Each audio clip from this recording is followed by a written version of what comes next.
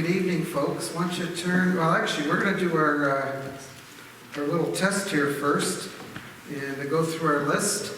I thought I should, at the end, I think we should have who could do the whole thing without the fill in the blanks. Could just say what chapter. You probably could if you looked at it long enough. But anyway, we've still got fill in the blanks, so that's helpful. So on your sheets, oops, I'm giving you the first one. There you go. Revelation 1 was about the glory of Christ. What was Revelation 2 and 3? The letters to the 7 churches, right? Revelation 4 and 5.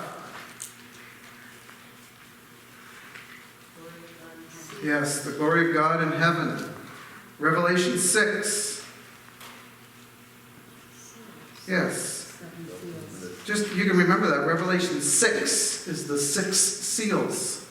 It's easy to remember stuff like that. It's like on day 4, God looked forth. He created the sun, moon, and stars. And on day 5, God created the fish and fowls, right? So it's easy to remember. Revelation 7. The 2 groups. Yep. Okay. 144,000 Jews and the tribulation saints. Revelation 8 and 9. Yes, the 6 trumpet judgments. And then from last week, Revelation 10. The little scroll. And then finally, Revelation 11. With 2 witnesses and? The final. Yes, the final or 7th trumpet. In Matthew 20, everybody got those okay if you're writing them down?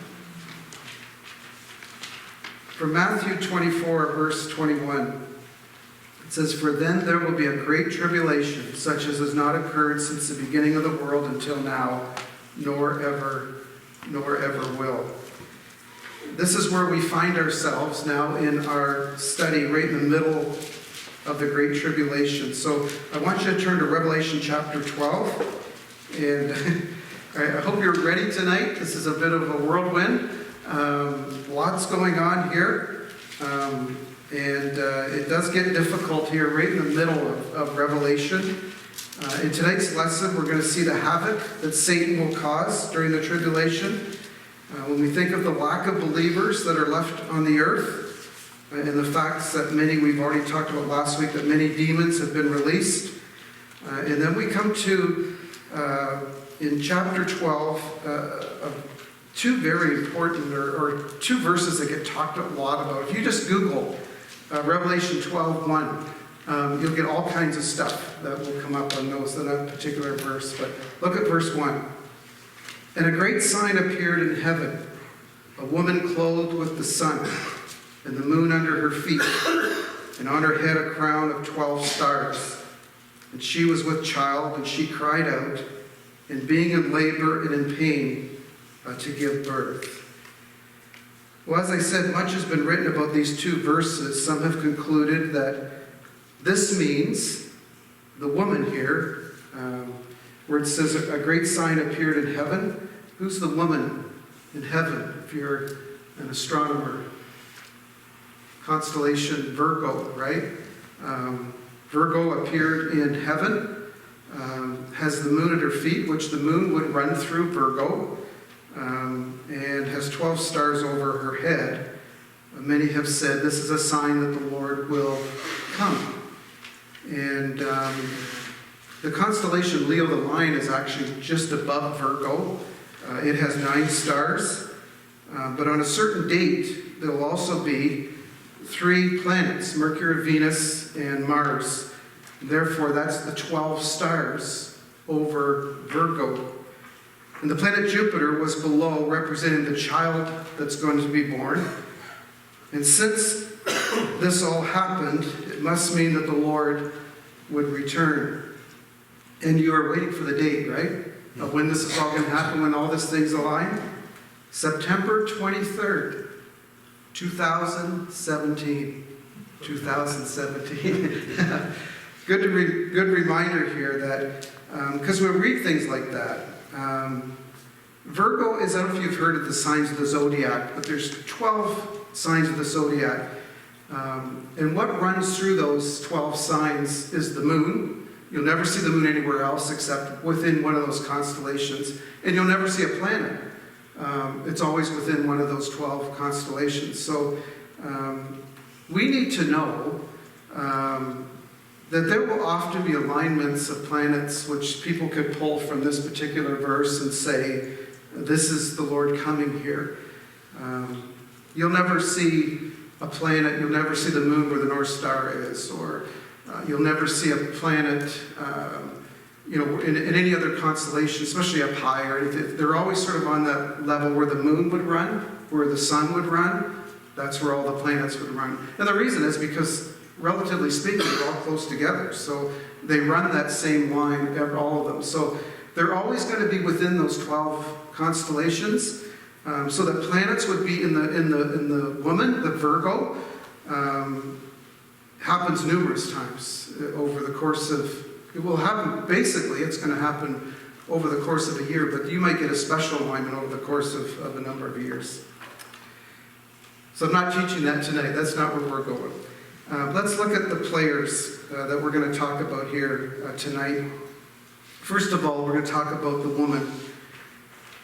In the book of Revelation, there's a mention here of 7 signs, and this is the first one that's mentioned. And do not miss that John says here, a great sign. He will use the same word in verse 3, a great red dragon. Verse 9, the great dragon. Verse 12, having great wrath. Verse 14, wings of the great eagle. Now, there might be some liberty here for us as some of these things which John would describe as symbolic, more than literal, even though they are real things, they're literal things, but they're represented by what he's going to talk about here, because he talks about these as signs. So I think we do have a little bit of liberty here. And of course, the first difficulty here is the identity of this woman.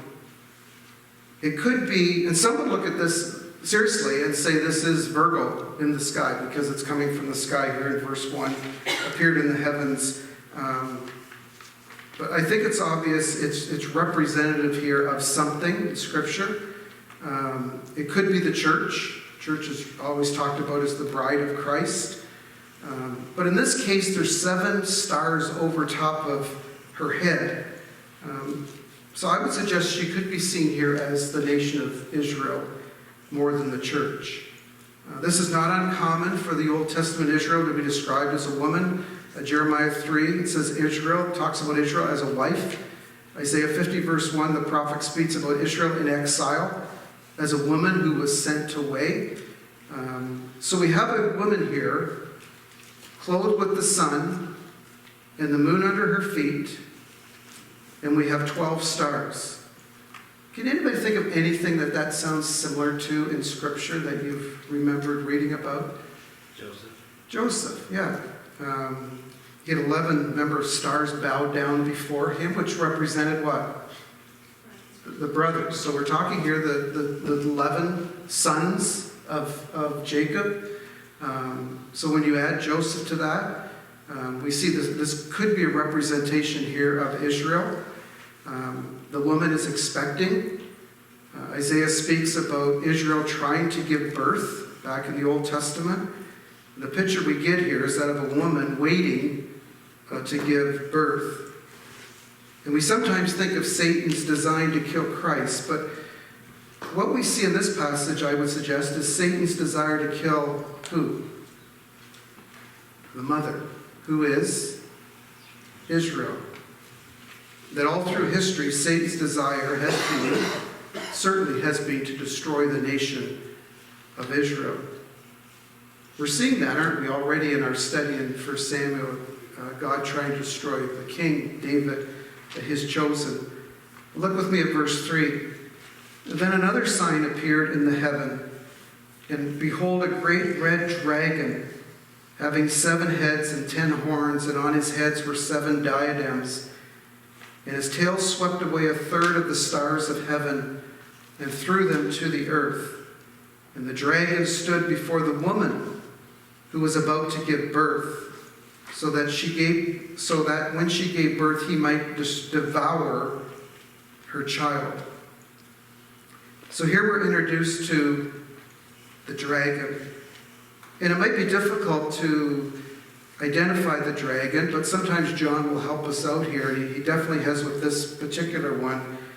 He says in Revelation 20, and he laid hold of the dragon, the serpent of old, who is the devil and Satan, and bound him for 1,000 years.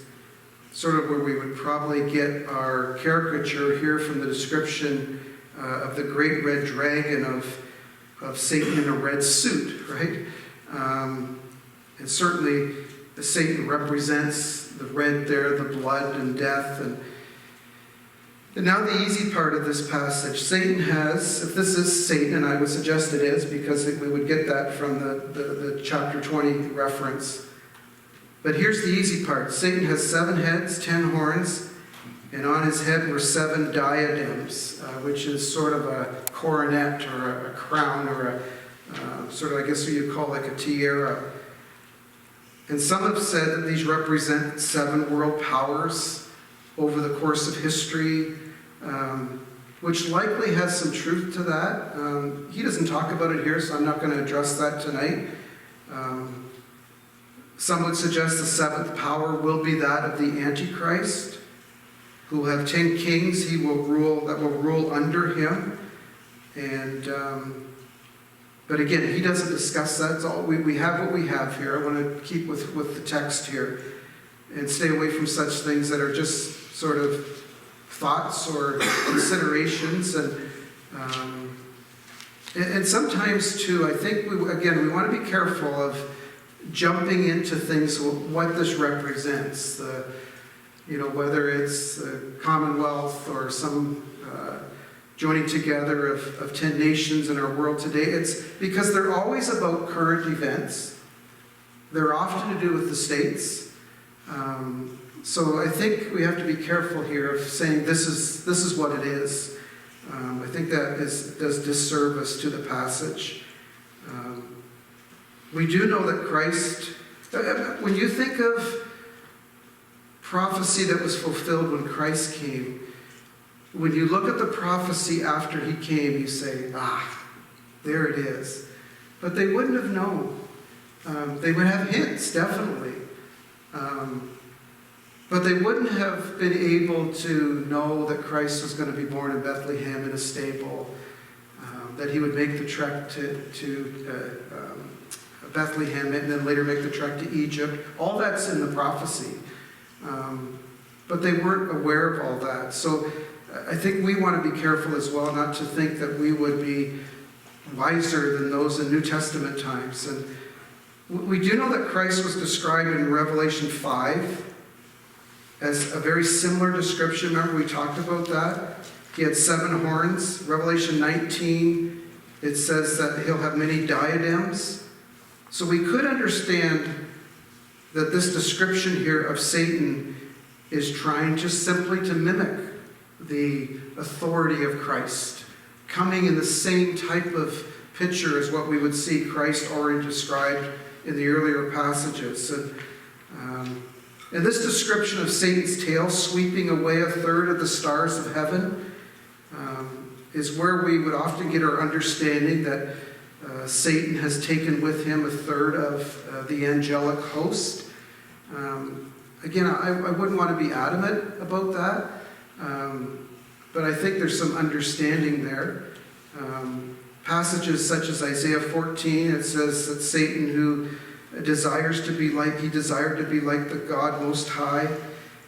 And if he did take with him 1/3 of the angels, are with Satan, we know that must be a massive army of angels. We know the number of angels is myriads of myriads. So if it does literally mean 1/3 of all the angelic hosts went with Satan, we know that there is a lot here. It says, now this dragon that stood beside the woman, who, suggesting here is Israel, who is about to give birth, and his goal is to destroy the child. What would that make sense for us to think who the child is here? Christ, coming from the nation of Israel. This is, It's good when we do, right now we're doing our Old Testament read. It is really good to always be thinking of Israel has a purpose. They've been chosen by God. Through his people, he's going to bring forth his king, his child. And Satan, the whole Old Testament, will try to thwart the plan of God. And it's quite the amazing story that during the whole existence of the people of Israel, their purpose is to bring forth this Savior. And really for 2,000 years, Satan tries to destroy the nation that will bring him. But he could not. And then, since he could not, he attempts here to destroy the child. So look with me at verse 5. And she gave birth to a son, a male child, who was to rule all the nations. So it's a good assumption here this is Christ. Because he's going to rule all the nations with a rod of iron. And her child was caught up to God and to his throne. Again, Christ.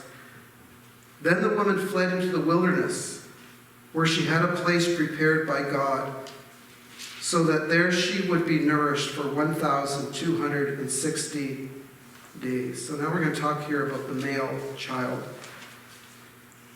So we know the child is born. In other words, Satan could not stop Israel from bringing forth the child, the king, the Messiah. We have here the 1260 days, that's 3.5 years.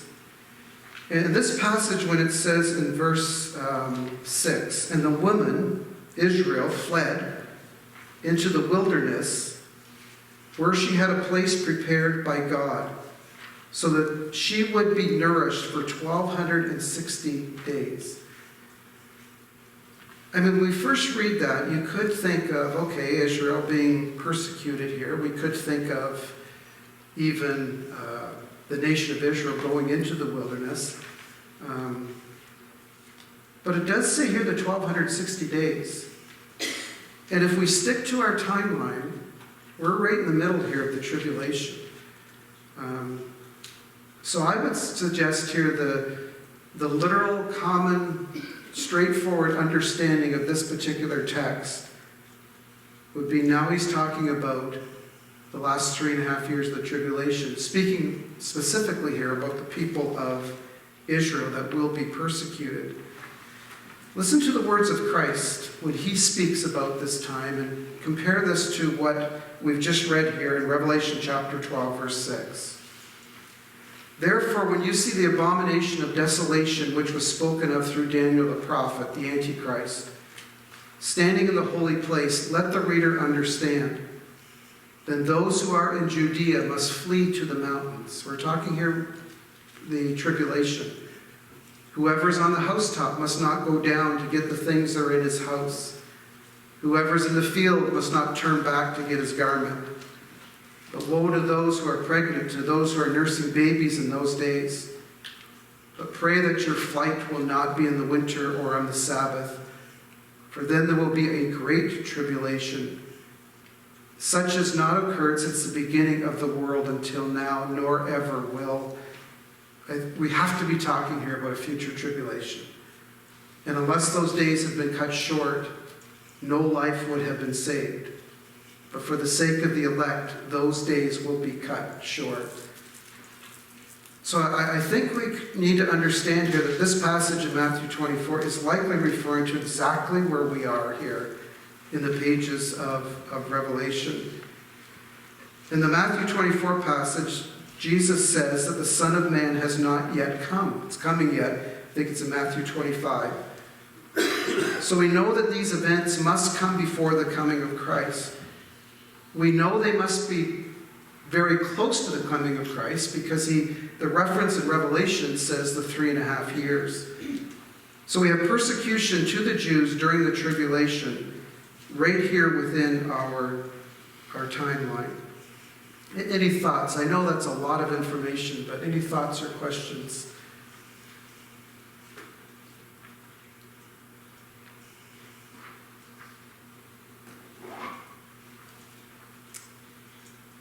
Okay.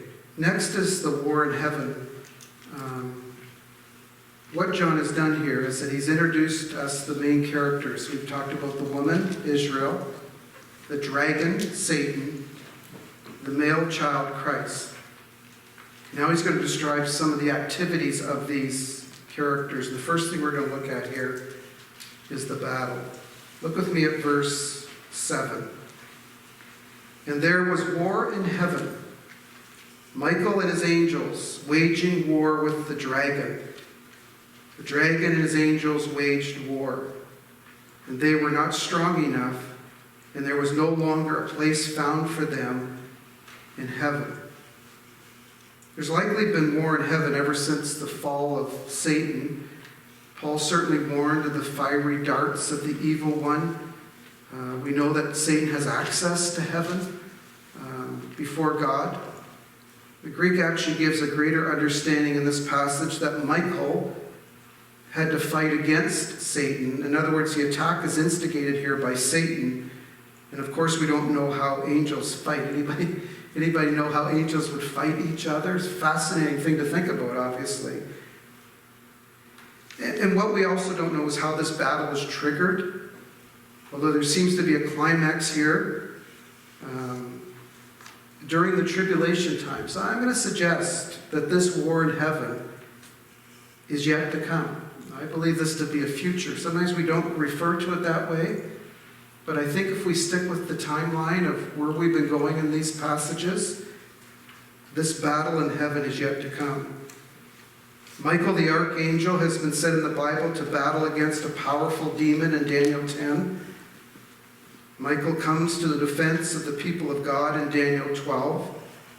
And in Jude 9, we read, "But Michael the archangel, when he, disputing with the devil, was arguing about the body of Moses, did not dare pronounce against him a blasphemous judgment, but said, 'The Lord rebuke you.'" And we know that Satan is the commander of the demon hosts. It's always referred to. The Bible always mentions, will say, Satan and his angels. And when these fallen angels are on the earth is not certain, but if we keep again with this timeline, I would suggest this casting out of Satan, casting out permanently here of the demon hosts, of Satan himself, is occurring here in the middle of the tribulation time. And they will be sent to earth. Verse 12, it says, "For this reason rejoice, O heavens, and you who dwell in earth. Woe to the earth and the sea." So again, I think we might picture this and say this is the history of the world, where Satan is the master of the earth. But I would suggest this is talking about a climax time here, because it says, "O heavens and you who dwell in," "O heavens and you who dwell in them, woe to the earth and sea, because the devil has come down to you, having great wrath, knowing that he only has a short time." And often we use that phrase, don't we? We'll say the devil's time is short. But I would suggest it's talking here about a smaller time here. It is short. This is a climax here of Satan coming to earth, permanently now taken out of heaven, and coming down to earth for this short time. His time is short for the 3.5 years. So it's also a time of great danger, as Satan is now going to deliver his full fury, verse 12, upon the earth. So if we understand this correctly, continue this progression, we can understand the great rejoicing here. As the progression of the tribulation here now continues, that this time of Satan casting from heaven would be such a triumphant time in heaven, significant time in the eyes of those who are watching. But the great danger is now he's going to deliver his fury upon the earth, and he only has a short time. So we have the war in heaven. So now he is cast down to the earth. We have, oops, I've gone wrong here. I'm sorry, I missed a page. We know that Satan is the commander of demons. I'm lost here. Verse 12. Sorry, I missed my notes here. Let's talk here about the victory. Verse 9. "And the great dragon was thrown down, the serpent of old, who is called Devil and Satan, who deceives the whole world. He was thrown down to the earth. and his angels were thrown down with him. Again, some would see this as the final casting of Satan out of heaven. And though the Lord controls Satan, he is still described here as the great dragon. And the words used here of Satan are significant. He's serpent of old. We think of that in the garden. He is the devil, which means slanderer or liar. And the word Satan itself means adversary. And then if we go to verse 10, it says, "Then I heard a loud voice in heaven saying, 'Now the salvation and the power and the kingdom of our God and the authority of his Christ has come. For the accuser of our brothers has been thrown down. He who accuses them before our God day and night.'" And again, we understand that terminology is still going on today, doesn't it? He stands and accuses us. But this will no longer be. "And they overcame him because of the blood of the Lamb and because of the word of their witness. And they did not love their life even to death." This is describing people on the earth who are opposing Satan. "For this reason rejoice, O heavens and earth, you who dwell in them. Woe to the earth and the sea, because the devil has come down to you, having great wrath, knowing that his time is only short." So now we see the celebration in verses 10 to 12. And then we come to the war on earth. And look with me at verse 13. "And when the dragon saw that he was cast down to the earth, he persecuted the woman." Who's that? Israel. "Who gave birth to the child, Christ. But the two wings of the great eagle were given to the woman, so that she could fly into the wilderness to her place, where she was nourished for a time and times and half a time from the presence of the serpent." So this again would be describing this time when Satan comes down to the earth during the tribulation time. Israel is cast out into the wilderness from verse 6. But then verse 14, "But the two wings of the great eagle were given to the woman," to Israel, "so that she could fly into the wilderness to her place, where she's nourished here for 3.5 years, for time and times and half a time from the presence of the serpent." Here we see the further persecution here of Jews for the 3.5 years of the second half of the tribulation. We have two wings of a great eagle. We have to figure that God is promising to Israel here some kind of help or assistance. Again, this is not a giant leap. We certainly see in Old Testament times when the people of Israel were aided by Gentiles. We've just been reading about Rahab in our Bible read. We also get references here to eagles. Exodus 19, "You yourselves have seen what I did to the Egyptians, how I lifted you up on eagle's wings and brought you to myself." So it's not a stretch here to think these two wings represent here a deliverance for the people of Israel during the tribulation when Satan is cast down to earth to rescue them from his persecution. Verse 15, "And the serpent poured water like a river out of his mouth after the woman, so that he might cause her to be swept away with the flood. But the earth helped the woman, and the earth opened its mouth and drank up the river which the dragon poured out of his mouth." Any guesses what he's talking about here? I don't. What could it be?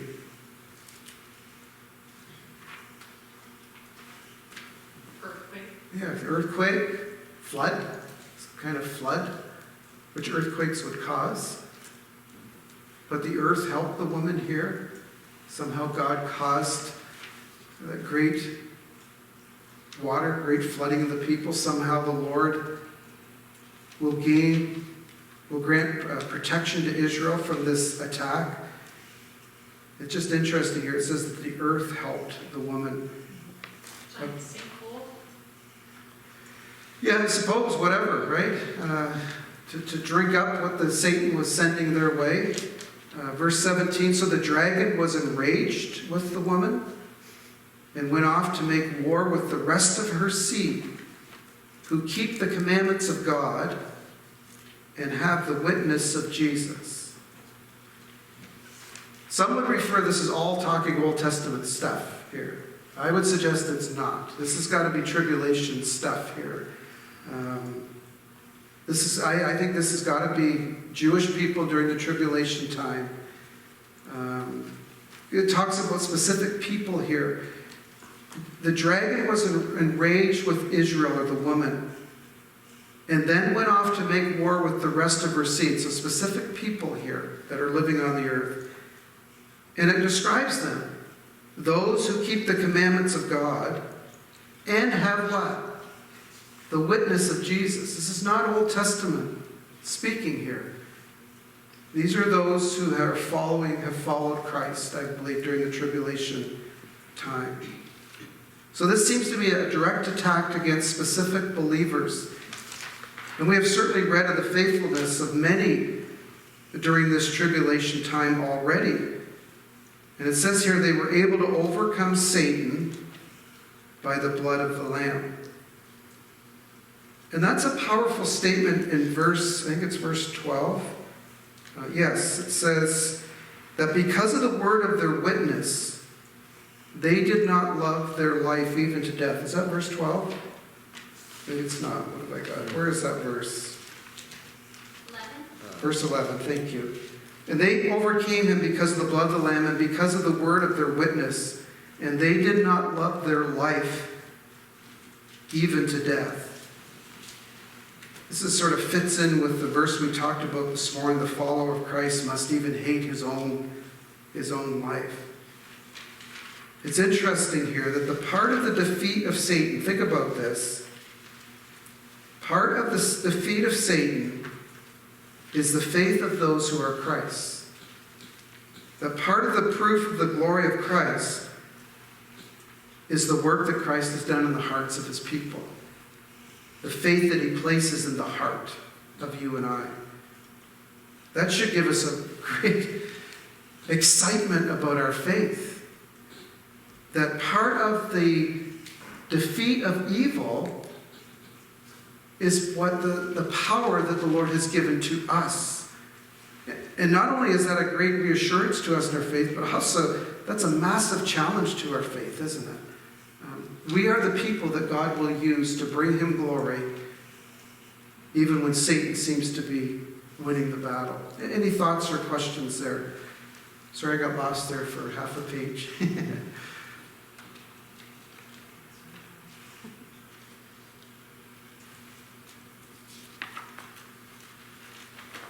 Okay, we're almost done. Let's here go to the beast, the Antichrist. When we open the pages of Revelation 13, we're not going to get through all of 13. There's going to be a description here of the Antichrist. Though he's not new to the Bible, John has already warned about the Antichrist. He's mentioned in the book of Daniel. Jesus mentions him in Matthew. And what we need to understand here is that we are getting to the time of Christ's reign on earth as we follow the timeline. So then we need to understand the great fight of Satan to thwart here the plan of God. Because 3.5 years, his time is short. So chapter 13, verse 1.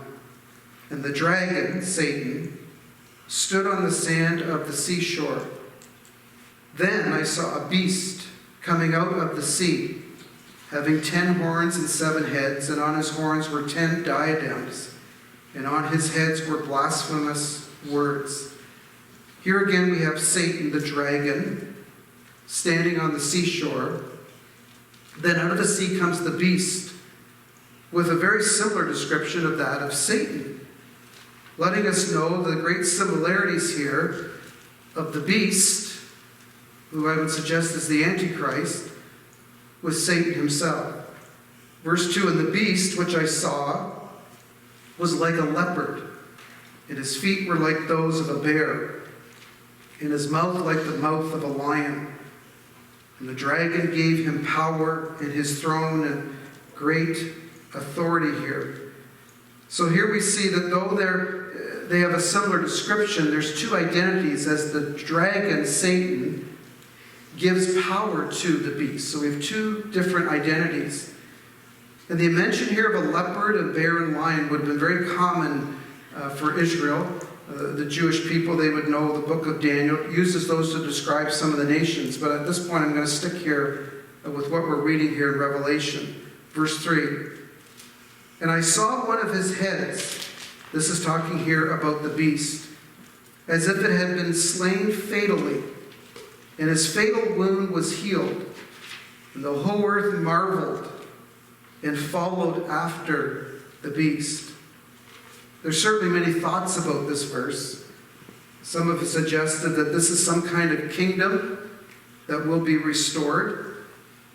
But it seems here the beast is so personal. It seems like a personal by the description, and it's using personal pronouns about him.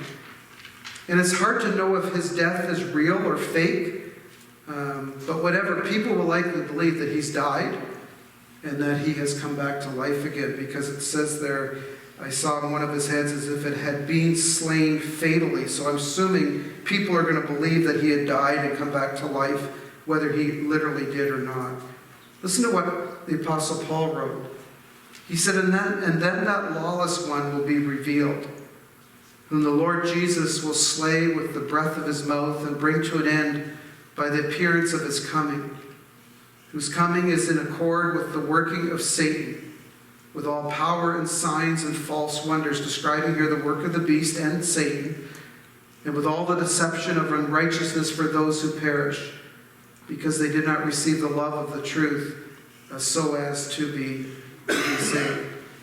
And then verse 4, and they worshipped the dragon because he gave his authority to the beast. And they worshipped the beast, saying, who is like the beast? And who is able to wage war with him? What does that sound like to you? Who is like the Lord our God, right? Who is like the Lord our God? Who is like the beast? The dragon and the beast will be worshipped. Paul also wrote that he would exalt himself above every god. He will display himself as being God. Who is like the beast, and who is able to wage war with him? Psalm 113, who is like the Lord our God? Then verse 5, there was given to him a mouth speaking great boasts and blasphemies, and authority to act for 42 months, 3.5 years was given to him. So again, we're right in this time period. And he opened his mouth in blasphemies against God, to blaspheme his name and his tabernacle, that is, those who dwell in heaven. Now this gives us more of a certain understanding of the tribulation and its 7-year duration. We've been looking at events all through Revelation, and now it's speaking about a 3.5-year period, giving a credit here to the understanding that the tribulation is a complete 7 years. And we see here the plan of God and his sovereign purposes in these verses. Look at verse 5. And there was given to him. This goes, the beast was given. This goes back to Luther's statement we looked at a few weeks ago, that even the devil is God's devil, to be used for God's purposes here. God is allowing this. Daniel Aiken says that though the Antichrist seems to do anything he wishes, he is on the Lord's leash. That's a great comment. John MacArthur wrote that the Antichrist and Satan will be allowed to operate only within the time set for them by the true ruler of the universe. So though this is something that is given to them, or to him, it's by the Lord's will, but it's under the Lord's rule. Verse 6 again, and he opened his mouth in blasphemies against God, to blaspheme his name and his tabernacle, that is, those who dwell in heaven. Again, we see the same kind of terminology used here. In verse 7, it says, it was also given to him to make war with the saints and to overcome them, and authority over every tribe and people and tongue and nations was given to him. So we see again the term used here. This was given to him with the assumption by God's permission. And because they refuse to worship him, he will make war with them. And this will result in probably a slaughter of God's people, Christians. And Daniel even wrote, way back in Daniel 7, believers will be given into his hand for a time, times, and half a time, for 3.5 years. Any thoughts or questions there?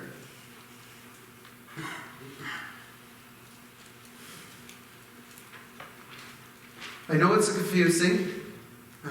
It's probably the largest amount of chapters where we have a little more symbolism, I suppose. Signs, it says. But I think if we stick to the timeline, I do think we understand more what's going on here and what's going to happen during this time period.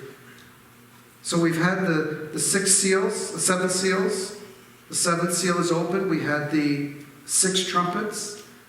7th trumpet is now blown, and now we seem to be at that time where we have 3.5 years left of what Jesus himself called the Great Tribulation, where Satan is cast out permanently from heaven and his demon forces, and the beast comes out of the earth, who will be the Antichrist. And he will persecute the Jewish people for the remaining 3.5 years of the tribulation time. Any thoughts there? When he first appears, he seems to be loved by the people like a peacemaker. Mm-hmm. And it doesn't take long for him to take peace away and Yeah. to cause havoc and destruction. Yeah. So he's almost worshipped as the Messiah. Mm. They anticipated. Yeah. He turns tail, causes trouble, big trouble. They might say we voted for the wrong guy. Yeah. We think we're in trouble. That's, man, that's... we don't get the idea there'll be an election either. Although there could be. Could fool the people quite easily if Satan wanted to. Speculate quite a bit that because he arises out of the sea, that this will be a Gentile Okay. person. Yeah. Whereas, well, we haven't got to it yet, but the false prophet comes out of the land. Yes, a Jewish okay. person. Okay. Tom's suggesting here this could be a Gentile that's raising up here. It talks about the nations a lot. Yes, right. Yeah.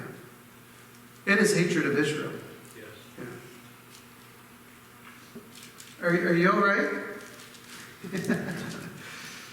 I mean, we've talked about it. Keep it in the timeline. Just reread those chapters. If you're just thinking this is a progression here of these 7 years, really since chapter 4, and we don't know everything, but I think we can see what's happening here and what God is doing and what God will do. I trust we would understand that. We're not back here till 3 weeks tonight. Next week is Mother's Day, which we've traditionally had off. The next week is I say Memorial Day, is Victoria Day. So we're back here in 3 weeks. So we can entitle Revelation 12 on your chart there, War in Heaven and on Earth. And we'll entitle chapter 13 when we finish it. We only got partway through it. So let me give you some questions and then we can split up here tonight. Question number 1. How does Revelation 12 provide a summary of the grand narrative of the Bible? So just read that through quickly. But you do see that in there when you reread that chapter. Question 2, what are the dangers in speculating the identity of the Antichrist? And I'm talking about, so many names have been named over the years, right? And what are the dangers in doing that? And the third question is, why do you think God allows the beast to reign and even blaspheme his name? How does this evil fit into God's ultimate plan?